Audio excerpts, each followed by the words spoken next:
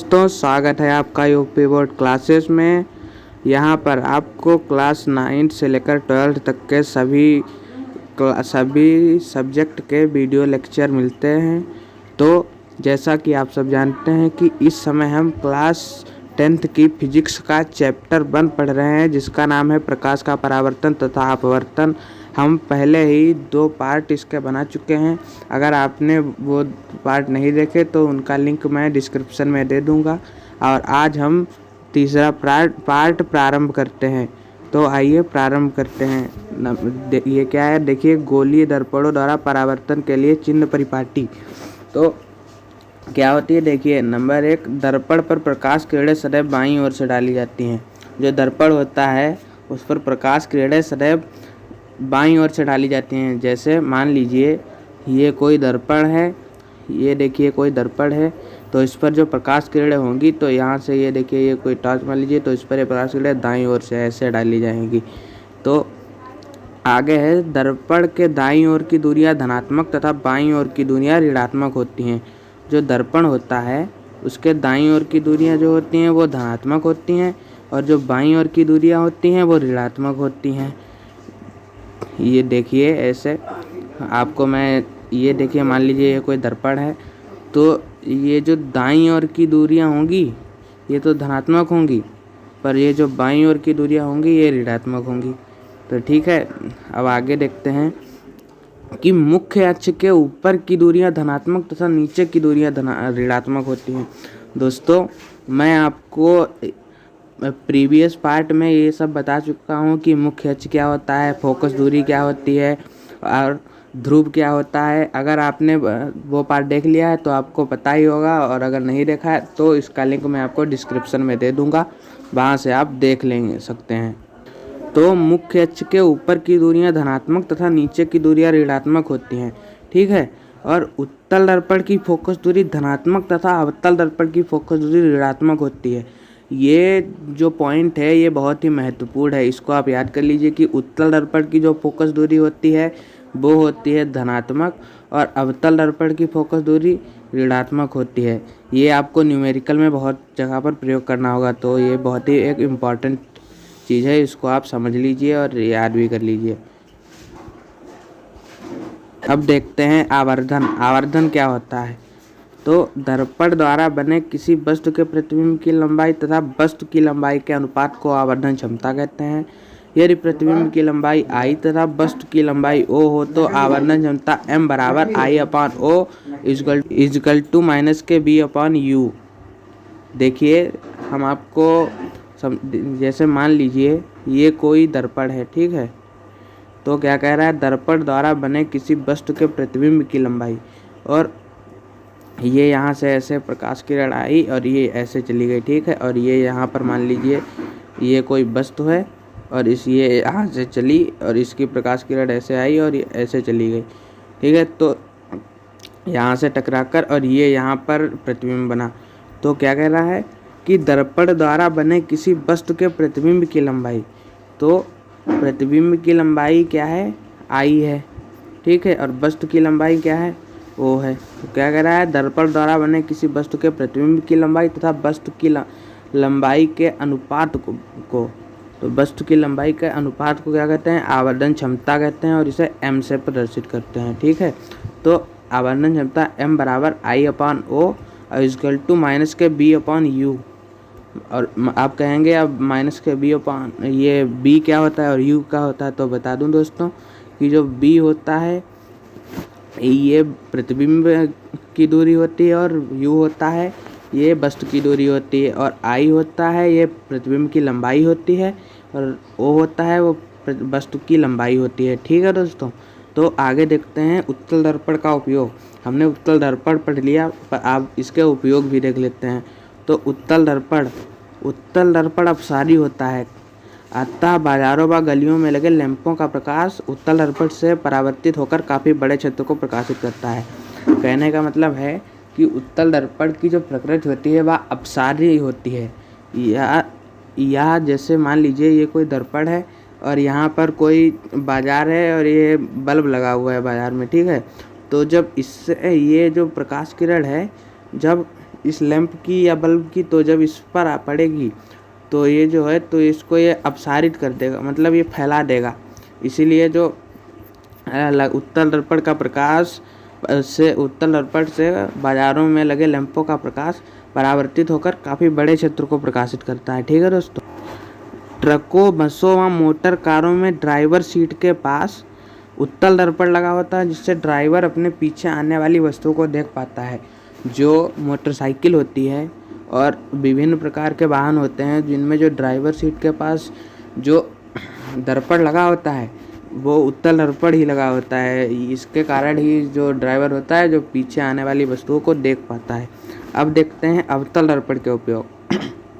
हम अवतल दर्पण तो पहले ही पढ़ चुके हैं और अब उसके उपयोग भी देख लेते हैं। तो अवतल दर्पण के उपयोग कौन कौन से हैं? अधिक फोकस दूरी तथा बड़े द्वारक के अवतल दर्पण का प्रयोग हजामत बनाने में किया जाता है। कहने का मतलब है कि अधिक फोकस दूरी वाले दर्पण जो अवतल दर्पण होगा उसका प्रयोग हजामत बनाने में किया जाता है। इस दर्पण द्वारा प्रकाश की किरणों को परावर्तित करके डॉक्टर आँख, नाक, कान और गले का निरीक्षण करते हैं। अवतल दर्पण के द्वारा ही डॉक्टर जो होते हैं वो आँख, नाक, कान का निरीक्षण करते हैं। कैसे करते हैं? प्रकाश की किरणों को परावर्तित करके करते हैं। ठीक है। तो आगे है प्रकाश का अपवर्तन। दोस्तों, मैंने आपको बताया था, जब मैं आपको प्रकाश के गुण बता रहा था तो उसमें मैंने बताया था कि जब कोई प्रकाश किरण एक माध्यम से दूसरे माध्यम में जाती है तो वह अपने मार्ग से कुछ विचलित हो जाती है, जिसे कहते हैं प्रकाश का परावर्तन, प्रकाश का अपवर्तन कहते हैं उसको। ठीक है। तो प्रकाश का अपवर्तन क्या होता है? जब कोई प्रकाश किरण एक पारदर्शी माध्यम से दूसरे पारदर्शी माध्यम में जाती है तो वह अपने मार्ग से विचलित हो जाती है। इस घटना को क्या कहते हैं? प्रकाश का अपवर्तन कहते हैं। जैसे समझिए, देखिए ये एक माध्यम है, ठीक है, और ये एक माध्यम है। ये मान लीजिए ये प्रकाश किरण है, ठीक है। तो जब कोई प्रकाश किरण एक माध्यम से ये एक माध्यम से, ठीक है, दूसरे माध्यम में जाती है तो अपने मार्ग से कुछ विचलित हो जाती है। इसको जाना चाहिए था ऐसे, पर ये विचलित होकर ऐसे चली गई, तो इसे क्या कहते हैं? प्रकाश का अपवर्तन कहते हैं।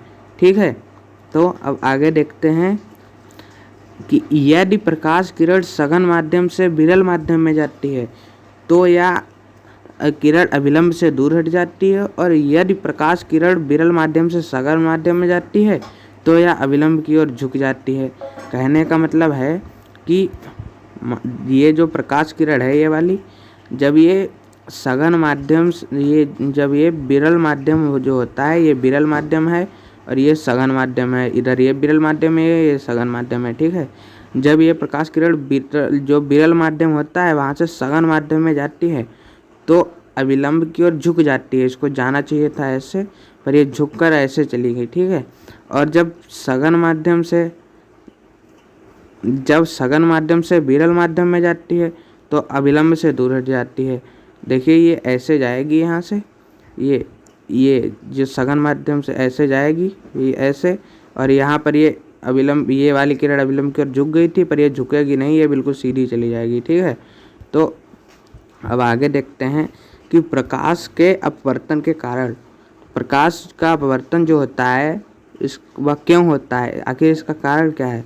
तो प्रकाश के अपवर्तन का कारण, प्रकाश की चाल भिन्न भिन्न माध्यमों, पारदर्शी माध्यमों में भिन्न भिन्न होती है। प्रकाश की जो चाल होती है अलग अलग माध्यमों में अलग अलग होती है, जिसके कारण जब प्रकाश एक माध्यम से दूसरे माध्यम में जाता है तो वह अपने मार्ग से कुछ विचलित हो जाता है। यही मुख्य कारण है प्रकाश के अपवर्तन होने का। तो आइए अब आगे देखते हैं कि प्रकाश के अपवर्तन के नियम। प्रकाश का अपवर्तन होता है यह दो नियमों पर होता है। और नियम नंबर 1 क्या कहता है कि आपतित किरण, अपवर्तित किरण तथा आपतन बिंदु पर अभिलंब तीनों एक ही तल में होते हैं। देखिए हम आपको इसको प्रैक्टिकल में समझाते हैं। क्या कह रहा है कि आपतित किरण, ठीक है, अपवर्तित किरण तथा आपतन बिंदु पर अभिलंब ये है, तीनों, ये आपतन बिंदु ये वाला है, ठीक है, और ये जो है ये अभिलंब है, तीनों एक ही तल में होते हैं। ये आपतित किरण है ये अपवर्तित किरण है, ये अभिलंब है। क्या कह रहा है? आपतित किरण, अपवर्तित किरण तथा आपतन बिंदु पर अभिलंब तीनों जो होते हैं वो एक ही तल में होते हैं। ठीक है। अब क्या कह रहा है? नंबर दूसरा क्या कह रहा है कि किन्हीं दो माध्यमों के लिए तथा एक ही रंग के प्रकाश के लिए आपतन कोण की ज्या तथा अपवर्तन कोण की ज्या का अनुपात जो होता है एक नियतांक होता है। जैसे ज्या जो होती है वो साइन होती है, ठीक, कोज्या कॉस होती है। तो क्या कह रहा है कि किन्हीं दो माध्यमों के लिए तथा एक ही रंग के प्रकाश के लिए आपतन कोण की ज्या, आपतन कोण को मान लेते हैं, ये देखिए यहाँ पर देख सकते हैं कि आपतन कोण, ये आपतन कोण है, ये आई है, और अपवर्तन कोण है, ये आर है। ठीक है। आपतन कोण जो है, आपतन कोण आई है, ये आपतन कोण है आई, और ये अपवर्तन कोण है आर। ठीक है। तो आपतन कोण जो होता है वो आपतन कोण का अनुपात तथा परावर्तन कोण का अनुपात एक नियतांक होता है। तो किन्हीं दो माध्यमों के लिए तथा एक ही रंग के प्रकाश के लिए आपतन कोण की ज्या क्या होगी? साइन आई, और तथा अपवर्तन कोण की ज्या क्या होगी? साइन आर का अनुपात एक नियतांक होता है। ठीक है। तो आगे क्या कह रहा है कि इस जो साइन आई बटे साइन आर जो है यह एक नियतांक है। ठीक है। इसे क्या कहते हैं? स्नेल का नियम भी कहते हैं। और नियतांक को, ये जो नियतांक है, ये नियतांक को पहले माध्यम के सापेक्ष दूसरे माध्यम का नियतांक कहते हैं तथा इसे 1n2 से प्रदर्शित करते हैं।